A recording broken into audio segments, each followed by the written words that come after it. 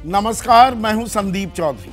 आज सीधा सवाल में बात 24 की लड़ाई की, 24 के लोकसभा चुनाव की, खेला की, राहुल गांधी की न्याय यात्रा की। न्याय यात्रा में मस्त हैं और इंडिया की भी, जो लगातार ताश के पत्ते की तरह बिखरता दिखाई दे रहा है, यानी कि पस्त होता जा रहा है। इस क्रम में आज एक और कड़ी जुड़ी। अभी तक, पिछले कुछ दिनों तक और दिनों से हम लगातार बिहार में हो रहे खेला पर चर्चा कर रहे थे, लेकिन वहां खेला तो आज खत्म हो गया, बहुमत साबित कर दी नीतीश कुमार ने। एक नया खेला और शुरू हो गया है। और शुरू कहां हुआ? महाराष्ट्र में। इसे महाखेला भी कह सकते हैं। महाराष्ट्र में कांग्रेस के दिग्गज नेता, 2 बार के सांसद, 4 बार के विधायक और मुख्यमंत्री रह चुके सूबे के अशोक चव्हाण ने पार्टी छोड़ दी, कांग्रेस छोड़ दी। खबर यह है कि 10 से 12 विधायक भी अब कांग्रेस का दामन, कांग्रेस का हाथ छिटकने वाले हैं। इसमें एक छोटी कहानी भी छिपी हुई है। वो है राज्यसभा के सांसद बनने की। 42 आपको विधायक चाहिए, उनका समर्थन चाहिए विधायक बनना, सांसद बनने के लिए। कांग्रेस के पास कहने को 45, लेकिन बाबा सिद्दीकी के बेटे, अब बाबा सिद्दीकी वो खुद कांग्रेस को छोड़ चुके हैं, पुराने चावल थे कांग्रेस के, लेकिन अब उन्होंने अपनी राह जुदा कर ली है, तो बेटा भी हटेगा। एक विधायक वोट ही नहीं दे सकता। अब 42 के 42 बरकरार रहेंगे या ये 10-12 और चले गए, तो एक राज्यसभा सांसद जो कांग्रेस के खाते में दर्ज हो सकता था वो भी नहीं होगा। पर ये छोटी कहानी। अशोक चव्हाण गए, उससे पहले बाबा सिद्दीकी, जिनका मैंने जिक्र कर दिया, और बाबा सिद्दीकी से पहले मिलिंद देवड़ा। और मिलिंद देवड़ा वो उस कॉटरी में, उस गुट जो दाएं बाएं आगे पीछे हमेशा घेरे रहता था राहुल गांधी को, उसमें शामिल।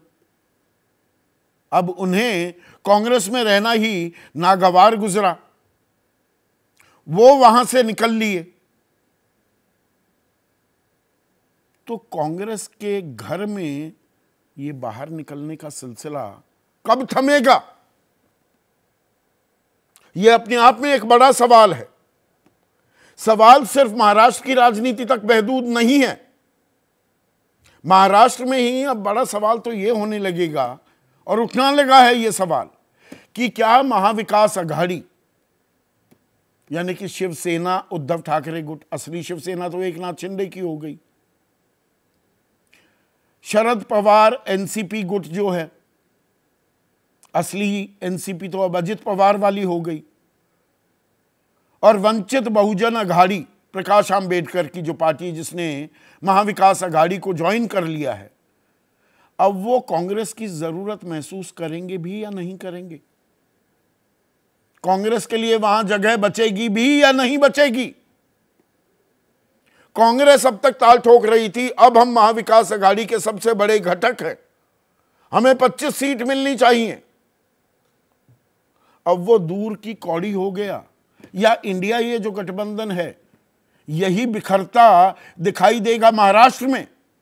बिहार में तो खेला हो गया, रचयिता ही एनडीए के साथ चले गए, इंडिया के रचयिता नीतीश कुमार।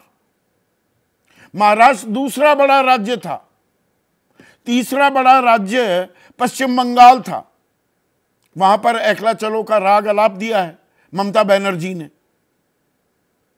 अब एक कर्नाटक बच गया।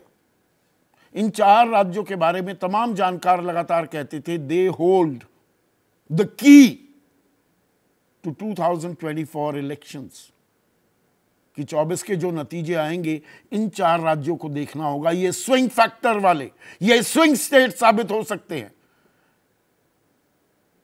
पर स्विंग कर रहे हैं एनडीए की तरफ क्या? बिहार तो कर गया, महाराष्ट्र में भी ऐसा होगा क्या? और इंडिया अब वो कहां है? पश्चिम बंगाल का मैंने जिक्र कर दिया, बिहार की भी चर्चा हो गई। अखिलेश यादव, अब जयंत चौधरी तो साथ छोड़ गए, किस मुंह से मना करूं, किस मुंह से ना करूं। अब वो कह रहे हैं उनके बाबा को भारत रत्न से नवाज दिया, तो किसान आंदोलन, वो 378 दिन, 750 किसानों की मौत, आतंकी, खालिस्तानी, पाकिस्तानी, बलात्कारी, न जाने किन किन संज्ञाओं से नवाजा गया। खुद दौड़े दौड़े भागे भागे फिरते हुए दिखाई दिए हाथरस टोल प्लाजा पर। उन बातों को वो भूल गए, अब कह रहे हैं किस मुंह से मना करूं। तो अखिलेश यादव भी जो हाथ, कांग्रेस का हाथ, वो अपनी साइकिल के हैंडल को थमा रहे थे, अब वो भी tata bye bye, goodbye करके निकल जाएंगे क्या? जैसे संकेत अरविंद केजरीवाल दे रहे हैं। चलिए, पंजाब में अलग अलग लड़ना एक रणनीति है, एक अच्छी राजनीतिक रणनीति है, किसी और को स्पेस क्यों दिया जाए। लेकिन अब वो कह रहे हैं दिल्ली में भी मैं सातों की सातों लड़ूंगा, सातों की सातों जीतूंगा। और उसमें कहीं ना कहीं एक टीस, एक पीड़ा है कि कांग्रेस कोई जवाब ही नहीं देती। हम सब कुछ करने को तैयार, हम झुकने को तैयार, पर गुजरात में भरूच की सीट पे जहां आम आदमी पार्टी को लगता है कि वो बहुत ताकतवर है, उनके पास एक कद्दावर नेता है जिसे जेल में भी डाला गया, बेल तो मिल गई है, भरूच में एंट्री नहीं कर सकते, उस सीट के बारे में कांग्रेस कह रही है उसके साथ तो हमारा इमोशनल अटैचमेंट है। 84 के बाद कभी जीती नहीं, वो अलग बात है, इमोशनल अटैचमेंट है। गोवा में सीट नहीं देंगे तो अरविंद केजरीवाल भी ठेंगा दिखा रहे हैं। तो ऐसे में कांग्रेस क्या अकेले ही अब चुनाव लड़ती दिखाई देगी? बिहार में हो जाएगा, बाकी जगह क्या होना ना के बराबर होता दिखाई दे रहा है। और इसमें अब बात आ जाती है राहुल गांधी की भारत जोड़ो यात्रा की। 1 महीना भी पूरा नहीं हुआ है, इस बात पर गौर कीजिएगा। 1 महीना भी पूरा नहीं हुआ, 14 जनवरी को ये शुरू हुई थी, और अब तो बीजेपी वाले कटाक्ष भी करने लगे हैं। केशव प्रसाद मौर्य उप मुख्यमंत्री हैं उत्तर प्रदेश के, वो कह रहे हैं कांग्रेस के नेता श्री राहुल गांधी की न्याय यात्रा के महाराष्ट्र तक पहुंचते पहुंचते शायद ही कांग्रेस का कोई बड़ा नेता वहां स्वागत के लिए बचे, कि कोई बचेगा ही नहीं कांग्रेस के खेमे में। कुछ तंज ये भी कस रहे हैं कि मुहूर्त गलत था, प्राण प्रतिष्ठा के मुहूर्त को लेकर विपक्ष ने, कांग्रेस ने बहुत सवाल उठाए थे। आधे अधूरे मंदिर की प्राण प्रतिष्ठा कर दी, रामनवमी का इंतजार क्यों नहीं किया, पर यह भी गलत मुहूर्त में निकल पड़े क्या? भारत जोड़ो यात्रा के लिए और इंडिया जोड़ो को भूल गए, और कुछ बातें यहां पर अंडरलाइन करना जरूरी हो जाता है। 14 जनवरी को यात्रा शुरू की राहुल गांधी ने, 14 जनवरी को ही मिलिंद देवड़ा ने पार्टी छोड़ दी, सबसे करीबियों में से एक थे। 25 जनवरी को भारत जोड़ो यात्रा पश्चिम बंगाल में एंट्री करती है, और 24 जनवरी को तृणमूल ने एक दिन पहले ही ऐलान कर दिया कि हम तो अकेले लड़ेंगे भाई, आपकी जरूरत नहीं। 28 जनवरी को बिहार में एंट्री हुई और नीतीश कुमार ने शाम को शपथ ले ली, 9वीं बार नई सरकार बन गई, इंडिया को छोड़ दिया। 1 फरवरी को यात्रा झारखंड में घुसी और हेमंत सोरेन का इस्तीफा हो गया। यूपी में घुसने वाली है यात्रा, और आरएलडी ने 9 फरवरी को इंडिया छोड़ दिया। तो क्या किसी तरह का समन्वय ही नहीं है? राहुल गांधी यात्रा में मस्त, कांग्रेस अस्त व्यस्त, और इंडिया हो रहा है पस्त।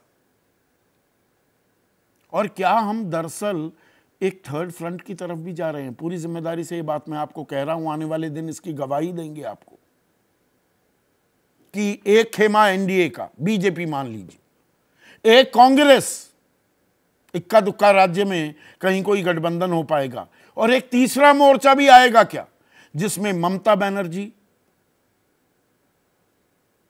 जिसमें उद्धव ठाकरे, जिसमें अखिलेश यादव और अरविंद केजरीवाल एक साथ आते दिखेंगे आने वाले दिनों में। क्या ये एक साथ मंच भी साझा करेंगे? देखिएगा, इस बात को गौर कीजिएगा। 12 फरवरी को मैं ये बात कह रहा हूं। ऐसे में आज का सीधा सवाल अब आपके स्क्रीन पर सामने आएगा। गजब राजनीति है गुरु। अब महाराष्ट्र में खेला शुरू और राहुल भारत जोड़ो में मस्त, कांग्रेस अस्त व्यस्त। चर्चा में मेरे साथ एनसीपी, जो अब असल एनसीपी हो गई है तो गुट कहने की जरूरत नहीं, पर अजित पवार गुट है, उनके महासचिव हैं मुख्य प्रवक्ता बृजमोहन श्रीवास्तव। मैं तो बैठा हूं, कृष्णा हेगड़े हैं राष्ट्रीय प्रवक्ता हैं। असल शिवसेना अब हो गई है, शिवसेना गुट नहीं। वरिष्ठ पत्रकार संदीप सोनवलकर, इन्होंने जो आज खेला हुआ उसकी एक वानगी 5 दिन पहले ही रच दी थी, बता दी थी। जाने माने राजनीतिक विश्लेषक हैं, लंबे समय तक कांग्रेस के साथ भी जुड़े रहे, पंकज शर्मा, और कांग्रेस के राष्ट्रीय प्रवक्ता चरण सिंह सापरा। चरण सिंह सापरा, चर्चा शुरू करूं उससे पहले मैं एक वीडियो दिखाना चाहूंगा दर्शकों आपको। 5 दिन पहले का मेरे ही कार्यक्रम में मैंने क्या बोला था, पहले उस पर एक नजर डालिए। जो मेरे पास जानकारी है, अभी नाम नहीं लूंगा, पर 2 दिन में खबर महाराष्ट्र से भी आ सकती है। वहां पर जो महाविकास आघाड़ी है उसमें शिवसेना उद्धव गुट, अब वो उद्धव गुट हो गया है। असल शिवसेना एकनाथ शिंदे की, एनसीपी शरद पवार गुट, असल एनसीपी अब अजित पवार गुट की है। चुनाव आयोग ने कल ये फैसला सुना दिया। वंचित बहुजन अघाड़ी, प्रकाश अंबेडकर की पार्टी भी महाविकास अघाड़ी में आ गई है। लेकिन क्या 2 से 3 दिन में एक कद्दावर नेता कांग्रेस के, हिंट बस दे रहा हूं, मुख्यमंत्री रह चुके हैं महाराष्ट्र के, 10 से 12 विधायकों के साथ कांग्रेस का दामन छोड़ सकते हैं क्या? कांग्रेस को अभी राज्यसभा के लिए अपना उम्मीदवार जिताने के लिए 42 वोटों की जरूरत है। 44 संख्या थी, बाबा सिद्दीकी का बेटा तो छोड़ गया है, एक एमएलए वोट दे ही नहीं सकता है। अपना राज्यसभा का उम्मीदवार भी जितवा पाएंगे या नहीं, यह भी सवाल है। पर 2 से 3 दिन में कांग्रेस से एक गुट, बड़े नेता की अगुवाई में क्या कांग्रेस छोड़ने जा रहा है? और क्या महाविकास अघाड़ी वो दरअसल उद्धव ठाकरे, शरद पवार और प्रकाश आंबेडकर वहीं तक रह जाएगी और कांग्रेस की जगह नहीं रह जाएगी? जहां आप बैठे हैं मुंबई में, और मैंने खबर का ठीक ठाक खाचा तो खींच दिया है, एक बड़े नेता, आपके मुख्यमंत्री रह चुके हैं, 11, मैंने 10 से 12 बोला था और स्पेसिफिक होकर अब बता रहा हूं, 11 विधायकों के साथ आपको छोड़ने को तैयार बैठे हैं। तो इंडिया में बचा क्या है?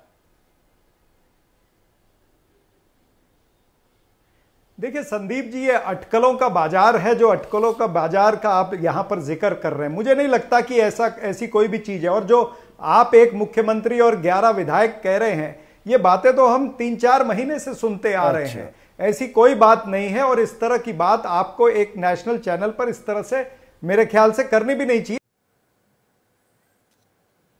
तो सपरा साहब, नेशनल चैनल पर इस तरह की बात नहीं करनी चाहिए। जो कहा वही हो गया। ये तो नहीं, आपने तो ये भी कहा कि 11 विधायक साथ में जाएंगे, उसका भी इंतजार कर लीजिएगा, उसका भी इंतजार कर लीजिएगा, वो भी होगा। कोई बात नहीं, हमारे में बहुत सहन शक्ति है, हमने बहुत दौर देखे हैं, कांग्रेस पार्टी ने बहुत उतार चढ़ाव देखे हैं, हम इसको भी झेलेंगे, आप चिंता मत करिए।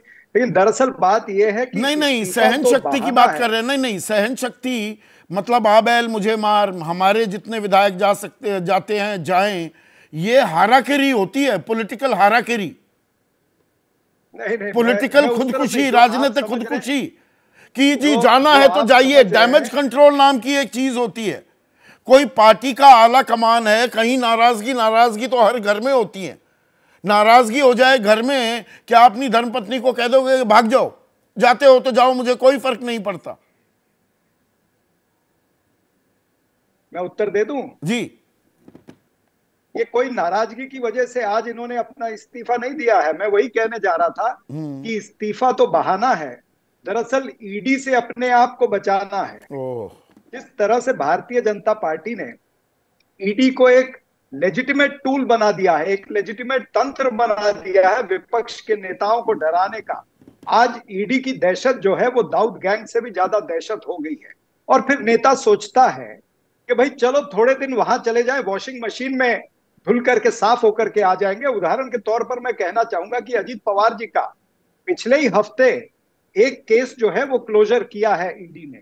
तो ये सारी चीजें देखते हुए हेमंत हर सोरेन विपक्ष तो का नहीं नेता दिखे, ये सोचता जेल है। जाने को तैयार हो गए, सरकार में दूसरा तो मुख्यमंत्री बन भाई गया। ऐसे ऐसे बहादुर लोग भी होते हैं ना। मैं वही तो कहने जा रहा हूं कि कहीं ना कहीं ये ईडी का डर है, जो है, भारत जोड़ो ये सरकार यात्रा पर निकले हैं राहुल गांधी, इंडिया को जोड़ नहीं पा रहे, अपनी पार्टी को ही नहीं जोड़ पा रहे।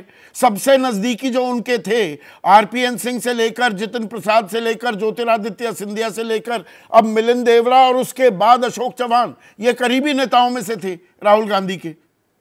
अपने ही नेताओं को समझा नहीं पा रहे, देश को जोड़ने निकले हैं। संदीप जी, ऐसा है कि जब नेताओं की महत्वाकांक्षा बढ़ जाए या फिर उनके अंदर इस तरह से चीज आ जाए कि हमें इस ईडी से बचना है, ईडी की तलवार अगर लटकती हो, अनेक एंगल से अगर वो सोचते हो, तो फिर उसको राहुल गांधी जी क्या कोई भी नहीं बचा सकता है। सवाल यह है बातचीत कि नहीं इस हो रही देश थी, कोई की- संवाद इस नहीं देश हो रहा की- था। नहीं नहीं, ऐसी कोई बात नहीं। अब मुझे बताइए कि आदरणीय अशोक चौहान जी को क्या दुख था? उनको कितनी बार वो विधायक बने कांग्रेस की टिकट पे, मंत्री बने, कम से कम 3 बार मंत्री बने, मुख्यमंत्री बने, 2 बार सांसद रहे और तमाम सारे पदों पर रहे, कांग्रेस वर्किंग कमेटी के सदस्य रहे, पीसीसी के अध्यक्ष रहे हैं। यानी कांग्रेस ये पार्टी सबके ने लिए उनके गिनवाते कद हैं के आप, हिसाब से और जो सब देना साथ चाहिए था, वो छोड़कर दिया चले है। जाते हैं। मैं संवाद की बात कर रहा था, चरण सिंह सापरा। नहीं नहीं, आप संवादहीनता मेरी बात पूरी नहीं की, होने दे रहे। संवादहीनता मेरी की आपसे स्थिति ये पैदा हो कंप्लेन गई है। है क्या?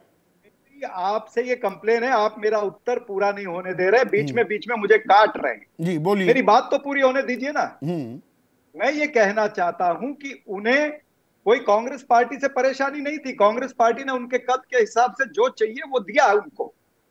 लेकिन ये जो ईडी का डर है, ये डर खाता है, ये जो तलवार ईडी की लटक रही है ना, वो इससे बात तो व्यक्ति आपने डरता कह दी है। ना, एक नहीं ही तो- चीज को रिपीट कर रहे हैं। मैं नहीं संवादहीनता की नहीं बात कर रहा नहीं था।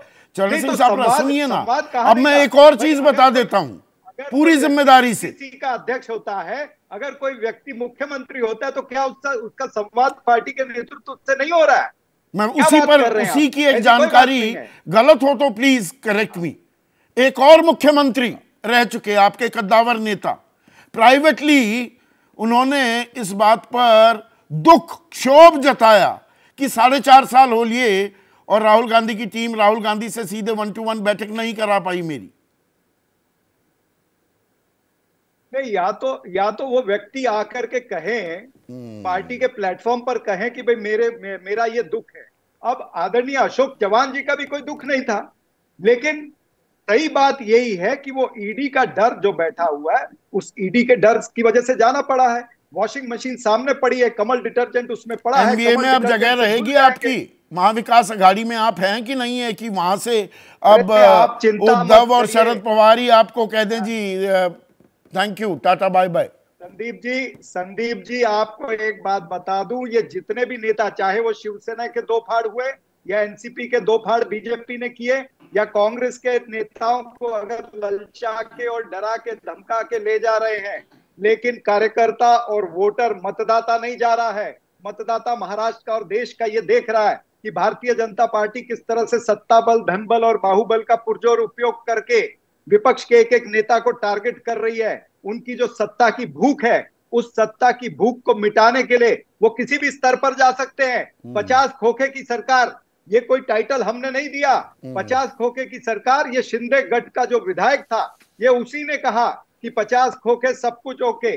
ये खोखे की सरकार महाराष्ट्र में बनी, इसी तरह से विभाजन करके कर्नाटक में सरकार बनी है या कांग्रेस खोखली होती जा रही है? सवाल तो इस बात को लेकर भी है। आनंद दुबे, शिवसेना उद्धव ठाकरे गुट के प्रवक्ता हैं। आनंद दुबे, सवाल अब बड़ा सीधा, ये तो कांग्रेस दो फाड़ हो गई, 25 सीटें भी मांगती, घूम रही थी। अब एमवीए में जगह है, महाविकास अघाड़ी में जगह है कांग्रेस के लिए? सीधा सवाल पूछ रहा हूं। संदीप जी नमस्ते। बिल्कुल जगह है। कांग्रेस पार्टी, राष्ट्रवादी कांग्रेस पार्टी, शिवसेना, हम तीनों साथ में हैं। वंचित भी हमारे साथ है, हम चारों साथ हैं। महाविकास अघाड़ी पूरी तरह मजबूत है। जो सर्वे दिखा रहे हैं उसमें हमें बढ़त दिखाई जा रही है। देखिए संदीप भाई, नेताओं के आने जाने से पार्टियां नहीं टूटती। अच्छा। जब तक मतदाता और कार्यकर्ता कहीं नहीं जाते। मतदाता कार्यकर्ता कल भी हमारे पास हैं, आज भी हैं और कल भी रहेंगे। आप देखिए ना कि 4 दिन पहले श्वेत पत्र निकाला गया संसद भवन में, यूपीए 1 यूपीए 2 का उसमें जिक्र किया गया आर्थिक नीतियों को लेकर, और उसमें ही आदर्श का भी जिक्र किया गया है। और आज अशोक चौहान जी ने इस्तीफा दे दिया। हो सकता है 2-4 दिन में भारतीय जनता पार्टी में ऑफिशियली प्रवेश कर जाए, हो सकता है राज्यसभा भी चले जाए, कोई बात नहीं। इससे क्या होता है? क्या कोई कांग्रेस कमजोर हो जाएगी? अरे कांग्रेस को कितने लोगों ने कमजोर करना चाहा, कांग्रेस कभी कमजोर नहीं हुई। हमारी शिवसेना क्या कमजोर हो गई है? पार्टियों नेताओं के जाने से क्या पार्टियां कमजोर हो जाती हैं? कराइए चुनाव, होने दीजिए चुनाव। चुनाव तो हो ही रहे हैं, चुनाव कौन टाल रहा है? देखिए समस्या क्या है, मैं वही कह रहा हूं संदीप भाई, समस्या क्या है? अशोक चौहान जी कांग्रेस पार्टी के वरिष्ठ नेताओं के साथ साथ पूर्व मुख्यमंत्री, CWC के सदस्य, 4 बार विधायक, 2 बार सांसद, मैं थोड़ा और समझा देता हूं। ये बात तो मैंने बोल दी। रह गया था। वो विदर्भ इलाके से आते हैं, मराठा नेता हैं, विदर्भ बीजेपी के इंटरनल एनालिसिस में, सर्वे में रेड जोन में आ रहा था। अब वो अपनी तरफ खींच लाए तो मतलब क्या बीजेपी की सारी रणनीति कामयाब हो रही है और आपकी सारी धाराशाही होती दिख रही है? नहीं, पहले तो 1 मिनट लूंगा संदीप भाई, 1 मिनट लूंगा। नीतीश कुमार जी, अरविंद केजरीवाल जी, जयंत चौधरी जी, ये तीनों वही नेता हैं जिन्होंने इंडिया गठबंधन की मीटिंग में कहा था कि भारतीय जनता पार्टी के सामने एक उम्मीदवार यदि हम सब उतारेंगे तो बीजेपी को हराया जा सकता है। बारी बारी वो चले गए, कोई उनसे सवाल नहीं पूछ रहा है कि आप लोग क्यों चले गए। आज अशोक चौहान जी जा रहे हैं, बाबा सिद्दीकी जा रहे हैं, मिलिंद देवराज जा रहे हैं। आप बताइए इन लोगों को पार्टी ने क्या नहीं दिया? ठीक है, आप जाइए, आप व्यापार कर सकते हैं, आप हो सकता है ये कांग्रेस का दम और गुरूर है, बातचीत हो नहीं रही। हो गया क्या आपका सीटों का बंटवारा? हो गया? कांग्रेस 25 से नीचे आने को तैयार है। कहां है वो सीटों का बंटवारा? हाँ, सर्वे में, एबीपी न्यूज सी वोटर के सर्वे में भी महाराष्ट्र में आप अच्छा करेंगे, करते दिख रहे थे, लेकिन वो पुरानी बात हो गई। संदीप भाई, 20 फरवरी के पहले हमारे सीटों का बंटवारा हो जाएगा। हमारी आपस में कोई भी कटुता नहीं है, कोई मनभेद नहीं है। ठीक है, राजनीतिक सामाजिक जीवन में हमारे मतभेद होते हैं, हमारा परिवार बड़ा है, हमारे यहाँ लोकतंत्र है, विचारधारा आप एक दूसरे से कह सकते हैं। इसका ये मतलब नहीं कि हम कोई कमजोर हुए हैं। उद्धव ठाकरे जी, आदरणीय खरगे साहब, शरद पवार साहब और प्रकाश अंबेडकर जी आपस में समन्वय बनाए हुए हैं, तो कहीं कोई प्रॉब्लम नहीं है। प्रॉब्लम तब आती है जब ये अभी कोई और रहा है। और ठीक है ब्रजमोहन श्रीवास्तव, क्या दरअसल अब इंडिया की हालत शतुर्मुर्ग की तरह हो गई है कि भाई खतरा सामने मंडरा रहा है और गर्दन गाड़ दी जमीन में कि सब ठीक है? संदीप जी देखिए, इस मुद्दे पे लगातार आप पिछले 2 महीने से चर्चा करवा रहे हैं और आपके साथ मैंने कई बहस डिबेट्स में आपके साथ में बैठा भी हूँ। मैं लगातार इस बात को कह रहा हूँ कि INDIA और विशेष रूप से उसका जो मुख्य घटक है कांग्रेस, ये अपने कार्यकर्ताओं की और अपने नेताओं की बातों को सुनने के तैयार नहीं है। इनका नेतृत्व संवादहीनता है। आप देखिए कि जो लीडर इनके यहाँ पे काम करते हैं, अंततः गत्वा वो क्यों छोड़ के जा रहे हैं। जब ये प्रश्न इनसे पूछा जाता है तो ये एक नई बात कह देते हैं कि ईडी के कारण। तो उसमें क्या सच्चाई नहीं इन्होंने है? कभी भी अपनी इन चीजों का विश्लेषण करने की कोशिश नहीं, सच्चाई नहीं है क्या? अभी चरण सिंह सप्रा ने, एक मिनट सुनिए ना, सुनिए ना, अशोक चव्हाण का नाम आदर्श हाउसिंग स्कैम में है कि नहीं है? एक फाइल, एक उनकी बेटी की ट्रेल क्या पकड़ी नहीं गई है? अमाउंट भी पता है मुझे, अभी सामने वो आती है या नहीं आती है। और जो आप लोग गए, सबके खिलाफ ईडी की जांच चल रही थी, वो यकायक रुकती दिखाई दी है। तो चरण सिंह सापरा जो कहते हैं प्रथम दृष्टया, वो सच तो लगता है। नहीं संदीप जी, पहले इसके परिप्रेक्ष्य को समझिएगा। देखिए क्या होता है, कोई शिकायत होना और शिकायत की सच्चाई, ये दो चीजें अलग अलग हैं। जब किसी भी जांच एजेंसी के पास कोई शिकायत पहुंचती है तो उसकी जांच तो उसको करना ही है। जांच क्यों नहीं करेगी? अभी जैसे अभी सापरा जी ने कहा कि अजीत दादा के खिलाफ कोई एक शिकायत थी, वो भी एक हफ्ते पहले बंद हो गई। प्रश्न ये है कि जब कोई सबूत नहीं मिलेगा, जब किसी प्रकार का उसमें कोई तथ्यात्मक जानकारी नहीं मिलेगी, भी नहीं दिए तो जाते, वो देवेंद्र फडणवीस चक्की, एक मिनट सुनिए ना, चक्की पीसिंग और सुबह 5, साढ़े 5 बजे 3 कैमरों की मौजूदगी में नवंबर 2019 में शपथ दिला दी जाती है, तब भी वो सारे कार्रवाई रुक गई थी। अब उप मुख्यमंत्री बने, अब फिर कार्रवाई रुक गई जी, कुछ मिला नहीं। विपक्ष के यहां मिले या ना मिले, जेल में डाल दिए जाओगे। संदीप जी फिर सुनिए आप। देखिए क्या होता है कि जब चुनावी प्रचार होता है तो एक नेता दूसरे नेता को नीचा दिखाने के लिए या उसको राजनीतिक रूप से ध्वस्त करने के लिए नाना प्रकार के आरोप लगाते हैं। इन आरोपों के पीछे कोई हमेशा जरूरी नहीं कि सच्चाई भी हो। एक सामान्य नेता लगा दे आरोप, तो चलिए मैं समझ लूं कि ये राजनीतिक आरोप है। सुनिए ना, प्रधानमंत्री देश के, आपने जब अब ताजा हाथ मिला लिया बीजेपी के साथ, उससे ठीक 6 दिन पहले कह रहे थे नेचुरली करप्ट पार्टी है एनसीपी, 70,000 करोड़ का घोटाला किया है, प्रधानमंत्री कह रहे थे। इसे भी कहेंगे ये तो बस राजनीतिक आरोप था। ये मैंने आपके चैनल पे भी कहा, नहीं मैंने आपके चैनल पे भी कहा कि आदरणीय प्रधानमंत्री जी को जो जानकारी उनके नेताओं ने दी थी, जब उसकी हकीकत उनके सामने हमने रखी तो उन्होंने भी बड़प्पन दिखाया। जब उनको हमने बताया कि उन 3 साल में कुल बजट ही 13,000 करोड़ का था, तो 13,000 करोड़ में 70,000 का भ्रष्टाचार हो कैसे सकता है? आप देखिए उसके बाद जब आदरणीय प्रधानमंत्री जी ने इस बात को सुन के उन सारे नेताओं को बाहर कर दिया जो शिकायत करते थे, आपको उसमें से किसी एक का नाम सुनने को नहीं मिलेगा, जबकि वो बीजेपी के बड़े नेता हुआ करते थे। तो मेरा कहना यह कि आरोप लगाना और आरोप की सच्चाई, ये दोनों अलग अलग चीजें हैं। अब जहां तक बात आ रही है कि कांग्रेस से ये लोग क्यों पलायन कर रहे हैं, क्यों जा रहे हैं, उसके पीछे मैं जो महसूस करता हूं कि कांग्रेस की जो लीडरशिप है वो इस बात को तवज्जो ही नहीं दे रही कि उनकी पार्टी से लोग छोड़ के जा रहे हैं। कोई बात करने के लिए तैयार नहीं है। मेरी कई नेताओं से जो छोड़ के गए उनमें से कई लोगों से मेरी बातचीत हुई है, संदेश भिजवाया है उन्होंने ये पहले से जब आपके पास जानकारी थी, आपको 5 दिन पहले ये जानकारी थी, तो क्या आप ये मानते हैं कि कांग्रेस के नेतृत्व के पास कोई जानकारी नहीं थी? ठीक है, कांग्रेस के नेताओं के पास कोई जानकारी नहीं थी? क्या संवादहीनता की स्थिति हो गई है? नेता नाराज है, किसी परेशानी में है, कोई दिक्कत है, कोई सुनवाई नहीं है क्या? देखिए, 2 पहलू हैं। ये बात बिल्कुल सही है कि तरह तरह के तरीकों से विपक्ष को नेस्तनाबूद करने की कोशिश सत्तारूढ़ दल कर रहा है। जांच एजेंसियों का दुरुपयोग हो रहा है। दूसरी चीज़ ये भी है कि कांग्रेस पार्टी को भी ये सोचना चाहिए कि आखिर जीवन भर उससे जुड़े हुए लोग छोड़कर क्यों जा रहे हैं। अब नेताओं के जाने से जमीन पर क्या असर पड़ेगा, क्या असर नहीं पड़ेगा, ये सिर्फ ये कह देना मौका परस्त हैं, ये तो दोगले हैं, महत्वाकांक्षी हैं। हाँ, मैं मानता हूं इससे काम चल जाएगा क्या? मैं मानता हूं कि इन सब चीज़ों से काम नहीं चलेगा। हालांकि जो लोग छोड़ के जा रहे हैं या गए हैं, उनसे ज़मीनी स्तर पर कांग्रेस कितनी कमज़ोर होगी नहीं होगी वो भी एक अलग मुद्दा है। जहाँ तो वो रहे हैं जो सबसे नज़दीकी हुआ करते थे राहुल गांधी के। राहुल गांधी न्याय यात्रा में भारत जोड़ो कर रहे हैं या इंडिया टूट गया?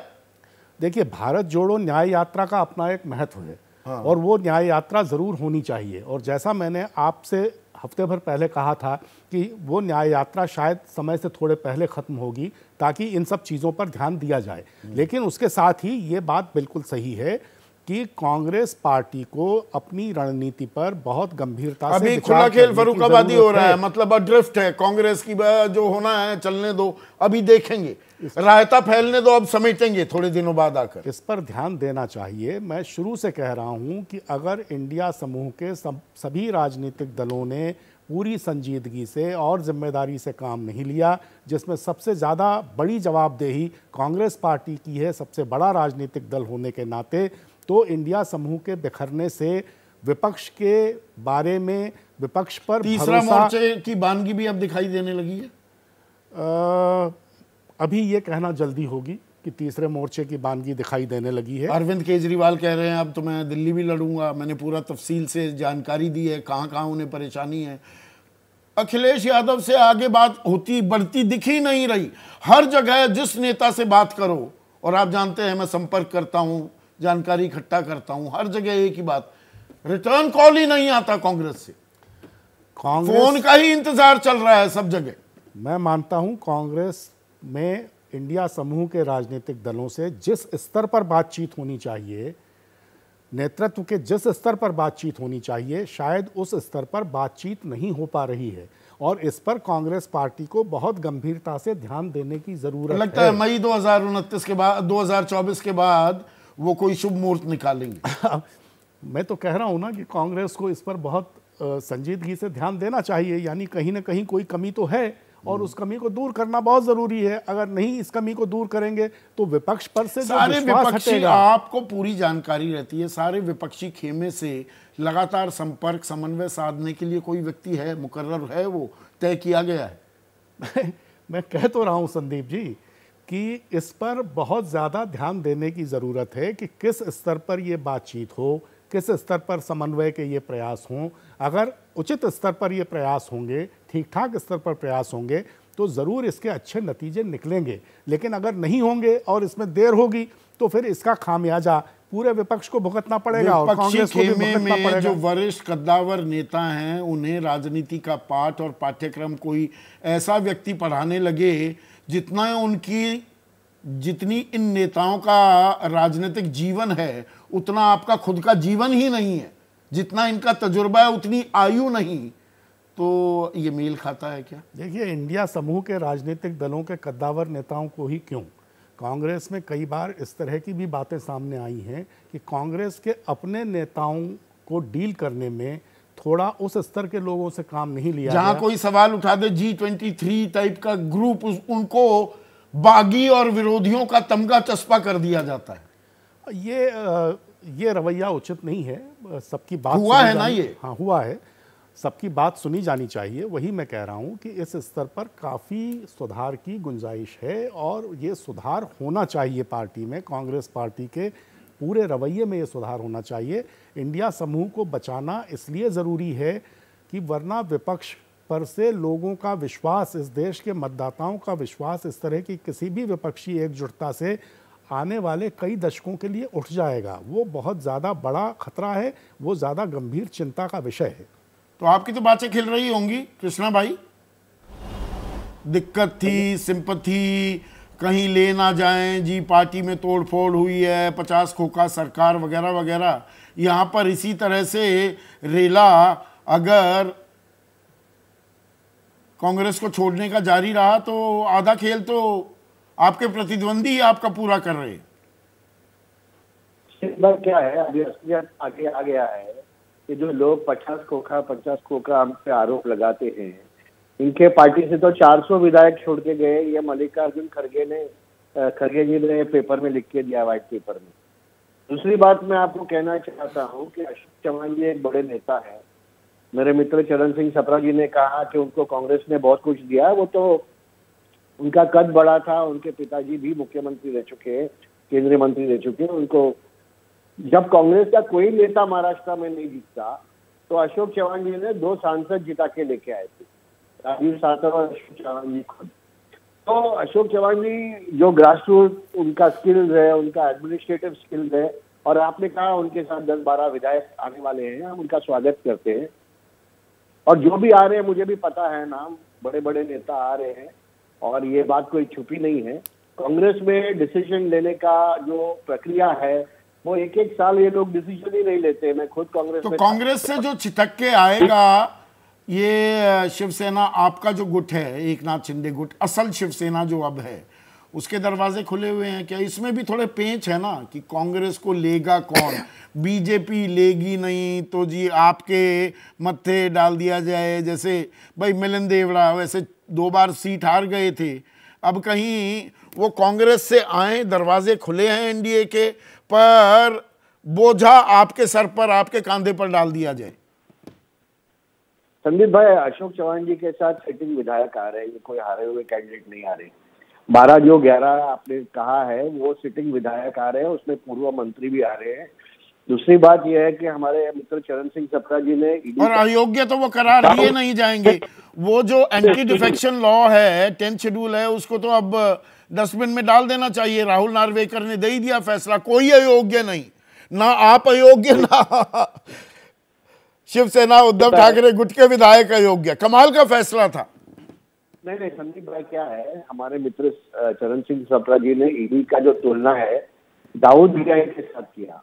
मुझे लगता है ये बहुत सीरियस एलिगेशन में, मैं इसका खंडन करता हूँ। ये ऐसे एलिगेशन कभी लगाने नहीं चाहिए। दूसरी बात यह है कि अगर कांग्रेस में ही 100 लोग फूटे महाराष्ट्र में पिछले 1 साल में, तो कौन क्या कर सकता है? लोगों को वहां कांग्रेस में रहना नहीं है, महाविकास आघाड़ी में रहना नहीं है। 100 विधायक यहाँ से फूटे और 12 कांग्रेस से फूटने वाले। आगे चल के देखो होता है क्या, आगे चल के देखो होता है क्या। ठीक है संदीप सोनवलकर, अब बिहार का खेला खत्म और महाखेला अब जो ये महाराष्ट्र में शुरू हुआ है, ये कहाँ किस ओर जाता दिख रहा है? इसके राजनीतिक मायने और असरात आने वाले दिनों में क्या होंगे, समीकरण क्या होंगे?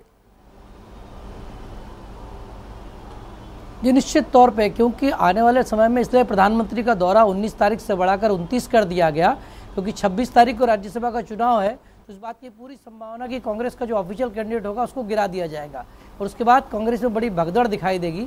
साफ तौर पर जो महाराष्ट्र में सबसे बड़ी पार्टी तीसरी बची थी कांग्रेस, अब टूटती नजर आ रही है। और आने वाले दिनों में हो सकता है, सप्रा जी इस बात से सहमत ना हो, कि जो एनडीए गठबंधन, जो इंडिया गठबंधन है, उसमें भी एक बड़ी टूट दिखाई देगी। इस बात की मैं जानकारी दे सकता हूं। मुझे लगता है कि कांग्रेस शायद अकेली खड़ी हुई दिखाई देगी। राहुल गांधी 20 मार्च को आ रहे हैं मुंबई, उसके पहले बहुत बड़ी टूट दिखाई देगी महाराष्ट्र में। और सबसे बड़ी बात जो आपने कही वो ये निश्चित तौर पर जा रही है, न केवल संवादहीनता, कांग्रेस में निराशा का बड़ा माहौल। आज अभी मुंबई कांग्रेस की बैठक थोड़ी देर पहले खत्म हुई, बड़ी निराशा है। सब इस बात को चिंतित है कि आगे जाए तो जाए कहाँ। कांग्रेस को सबसे बड़ी चुनौती यह है कि कैडर डिमोरलाइज है। जब तक उस पर ध्यान नहीं देंगे, यात्राओं करने से, बातचीत करने से भी कुछ नहीं होगा। सीधे सीधे कैडर एक चीज बताइए संदीप, ये कोई कॉर्पोरेट हाउस, कॉर्पोरेट कल्चर चल रहा है। अगर आग अब लगी हुई है घर में, राहुल गांधी आएंगे 20 मार्च को, 1 महीना 1 हफ्ते बाद, तब तक दाना लेकर चिड़िया उड़ चुकी होगी, खलियर मैदान पड़े होंगे, उसमें फसल उगाएंगे। ये समझ में आती है ये राजनीति आपको? जी निश्चित तौर पे, क्योंकि पता नहीं सर क्या हो रहा है। क्योंकि अशोक चौहान का तो मुझसे ये कहना था कि मेरे बारे में 4 महीने से चर्चा चल रही कि मैं जा रहा हूं, लेकिन विधानसभा में, विधानसभा के बाहर पार्टी के किसी व्यक्ति ने उनसे नहीं पूछा जा रहे हैं तो किस कारण से जा रहे हैं। यहाँ तक कि कल शाम तक रमेश चन्नीथला और पूरी कांग्रेस ये मान के चल रही थी कि अशोक चौहान नहीं जा रहे, जबकि ये बात कई दिनों से लिखी जा रही। तो जिस पार्टी को ये नहीं पता कि उनका सबसे बड़ा नेता छोड़कर जा रहा है, तो निश्चित तौर पर पार्टी में किस तरह की संवादहीनता है, ये बहुत कुछ हो सकती है। सप्रा जी नाम नहीं बताएंगे, लेकिन बहुत सारे नाम अभी मुंबई और महाराष्ट्र से बाकी हैं जो अगले किश्तों में जाने वाले हैं। 26 तारीख तक और बड़ा खेला महाराष्ट्र में होने वाला है। तो ये ईएमआई बंद गई है मतलब कांग्रेस से विदाई की? जी निश्चित तौर में किश्तों में जाने वाले हैं। उसकी वजह यह है कि कांग्रेस को झटका इस तरह दिया जाएगा कि जो राहुल गांधी की तरफ जो लगातार उंगलियां उठ रही और उठती चली जाएं और एक एक करके सब निशाना साधे। मिलिंद देवड़ा 14 तारीख को फॉर्म भर रहे हैं और बाकी भी उनके तमाम विधायक और मित्र संपर्कों में हैं। जाहिर तौर पे कांग्रेस को अब गंभीरता से सोचना पड़ेगा, लेकिन कांग्रेस की गंभीरता इसी बात से समझिए संदीप भाई, 7 महीने तक जनरल सेक्रेटरी नहीं था। इस बात का जवाब किसी के पास नहीं है कि 7 महीने तक कोई जनरल सेक्रेटरी नहीं था। कर्नाटक चुनाव के बाद जो जनरल सेक्रेटरी वो मंत्री बन गए, वो आए नहीं। अब जाकर रमेश चन्नीथला आए हैं, लेकिन उनके पास वक्त बहुत कम है लोगों को समझाने और संभालने का। और यहाँ पर कोई कॉमन मिनिमम प्रोग्राम, सबसे बड़ा मुद्दा क्या होगा कांग्रेस का या इंडिया का आने वाले चुनाव में, वो तय नहीं हो रहा है। और क्या अंदर खाने शिवसेना में, उद्धव ठाकरे गुट की बात आपसे पूछ रहा हूँ बिल्कुल स्पेसिफिक, क्या अंदर खाने ये भी होने लगा है कि भाई हिंदू वोट बैंक में हमारी पकड़ है, हम बराबर की टक्कर या जोरदार टक्कर, हम 20 साबित होंगे बीजेपी के, लेकिन अगर हम कांग्रेस को साथ लेकर चलते हैं उसमें डेंट पड़ सकता है। कांग्रेस अब ज्यादा मुसलमानों में अच्छी पैठ बना रही है पर हिंदू वोट बैंक छिटक गया है। ये समीकरण भी, ये एंगल भी अभी वर्क हो रहा है। निश्चित तौर पे शिवसेना में बहुत बेचैनी है। उद्धव ठाकरे खुद अपने लोगों से पूछ चुके हैं कि आप आगे क्या कर रहा है, क्योंकि कांग्रेस टूट गई है और कांग्रेस के साथ कितनी देर तक रहना, इस बात पर चर्चा हो रही है। कितनी देर रहना, इस बात पर चर्चा चल रही है। चरण सिंह सापरा कुछ ऐड भी करना चाह रहे थे, 30 सेकंड में कंक्लूडिंग कमेंट। देखिए, मैं ये कहना चाहता हूं, जिस तरह से 2-3 हमारे जो पैनलिस्ट यहाँ पर बैठे हैं, उन्होंने जो दृश्य, जो चर्चाएं की है, उसमें ये नजर आता है उनके हिसाब से कि जो महाविकास आघाड़ी के सामने जो ताकत है, जो महायुति जिसको हम महाराष्ट्र के अंदर कहते हैं, एकनाथ शिंदे, फडणवीस और अजित पवार, ये बहुत मजबूत हो गई है। इस तरह का दृश्य एक इस डिबेट में बनते जा रहा है। लेकिन अगर वो मजबूत है तो फिर वो 2 सालों से महाराष्ट्र की 20 महानगर पालिका और करीबन 22 नगर परिषद के चुनाव क्यों नहीं करा रहे? क्योंकि उनको भी पता है कि ग्राउंड लेवल पर सिंपैथी नेता चाहे जा रहे हैं, लेकिन चलिए वो तो जमीन पर जब चुनाव आएंगे वो पता लग जाएगा। पर एक नैरेटिव बनता है, नैरेटिव जो इंडिया की तरफ बनता दिखाई दे रहा था। और स्विंग स्टेट्स की बात कर रहा हूं मैं, 4 राज्यों में, अब उसमें बिहार भी गया, महाराष्ट्र में दिक्कत, पश्चिम बंगाल में ममता कह रही हैं एकला चलो। छोटा सा कमेंट।